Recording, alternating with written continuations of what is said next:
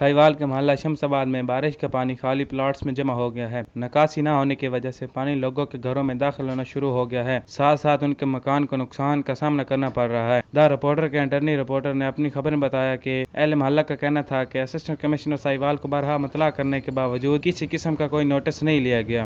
दरखास्त मार करके भेजी है टीएमआई मौके पर आके कोई कार्रवाई नहीं की थी, कोई कार्रवाई की थी।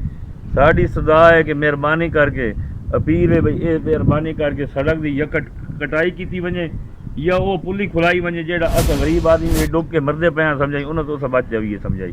साढ़े मकान ढाण का ही खदशा, साढ़े बच्चे जो लुटते बदे पानी के समझाई। अस बड़े परेशान हाँ, खुदा रा साड़ी मदद की जाए। अहल मोहल्ला का एक दफ़ा फिर द रिपोर्टर के तवस से MP सरदार असगर अली खान लाड़ी से दरख्वास्त की है कि इस मसले पर जल्द अज जल्द नोटिस लिया जाए और इस पर कार्रवाई करके इस मसले को हल किया जाए। रिपोर्ट शकील अब्बास, इंटरडी रिपोर्टर, द रिपोर्टर, साहिवाल।